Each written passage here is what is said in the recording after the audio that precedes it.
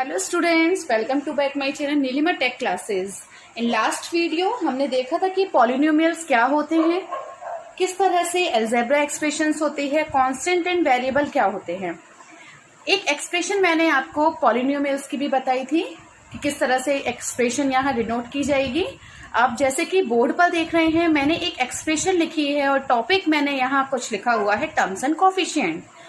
तो इस वीडियो में हम देखेंगे कि टर्म्स क्या होती हैं एंड कोफिशिएंट क्या होते हैं, क्योंकि जब भी हम अलजेब्रा से रिलेटेड कुछ भी क्वेश्चन करते हैं, कोई भी एक्सप्रेशन सॉल्व करते हैं,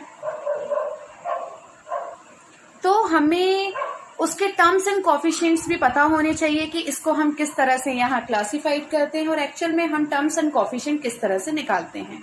बोर्ड के एग्जाम में भी कभी कभी कुछ क्वेश्चंस इस तरह से पूछ लिए जाते हैं कि एक एक्सप्रेशन हमारी पॉलिनोमियल की है, इसमें आप टर्म्स बताइए एंड कोफिशिएंट बताइए उस वेरिएबल का क्या है।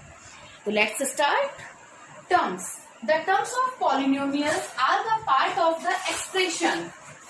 Terms of polynomials are the part of the expression that are separated by plus or minus sign। यानी polynomials के टर्म्स क्या होता है, एक हमारे पार्ट होता है एक्सप्रेशन का जो कि हमारे प्लस या माइनस साइन से सेपरेट किए जाते हैं। अगर मैं इस एक्सप्रेशन में टर्म्स की बात करती हूँ तो मेरे पास जो एक्सप्रेशन है वो है यहाँ 2x² प्लस 5x एंड -3। इसको सेपरेट क्या कर रहा है 2x², एक सेपरेशन, क्योंकि यहाँ मुझे प्लस साइन मिल गया तो एक सेपरेशन यहाँ हुआ। आगे जब मैं इसको गई तो प्लस के साइन के साथ यहाँ मुझे एक यहाँ माइनस साइन मिला, एक सेपरेशन यहाँ हुआ और एक ये हमारा 3।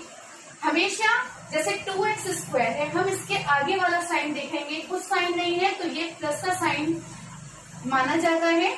तो फर्स्ट टर्म मेरी हुई 2x², सेकेंड टर्म मेरी हुई 5x, लेकिन विद द साइन 5। अब प्लस का साइन आप लगाएं या नहीं लगाएं वो इतना इफेक्ट नहीं डालता है, बट अगर हम बोलते हैं कि 5x के साथ किसका साइन आएगा तो प्लस का साइन यहाँ ये लेगा, 2x² के साथ किसका साइन आएगा तो प्लस का साइन आएगा। अब हमारे पास थर्ड टर्म जो है जो सेपरेट हो रही है माइनस साइन के थ्रू, वो है 3।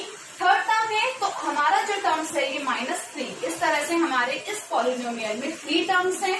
3 टर्म्स हैं। अगर मैं एक और एग्जांपल लेती हूँ आपके साथ तो 2x4 plus 3x³ plus 2x plus 4, या यहाँ मैं माइनस कर देती हूँ तो मेरे पास फर्स्ट टर्म ये मिली, सेकंड मुझे ये मिली, थर्ड मुझे ये मिली एंड फोर्थ मुझे ये मिली। ओके, तो मुझे लग रहा है आपको टर्म्स बहुत अच्छे से समझ में आया होगा कि किस तरह से हम टर्म्स को सेपरेट करते हैं। ओके, अब मैं यहाँ पर आपको बताती हूँ कि कोफिशिएंट किस तरह से हम निकालेंगे हमारी हर टर्म का। ठीक है, तो जैसे मैंने यहाँ पे हर टर्म का कोफिशिएंट यानी वेरिएबल के सबसे पहले डेफिनेशन देखते हैं। A coefficient is a number multiplied by a variable. यानी कोफिशिएंट क्या होता है, हमारा वो नंबर होता है जो हमारे वेरिएबल के साथ मल्टीप्लाई होता है। तो यहाँ वेरिएबल हमारा क्या है x। अगर हम यहाँ वेरिएबल की बात करेंगे तो मैंने टर्म्स के अकॉर्डिंग यहाँ पे इस एक्सप्रेशन को यहाँ मैंने टर्म्स के अकॉर्डिंग लिखा हुआ है। तो हमारे पास आई है first term 2x4, second term 3। Third expression यानी थर्ड टर्म्स है वो है मेरी माइनस का 2x एंड फोर्थ टर्म है 4। अब जैसे कोफिशिएंट की बात की मैंने, तो कोफिशिएंट अगर हम बात करेंगे तो a number multiply by a variable.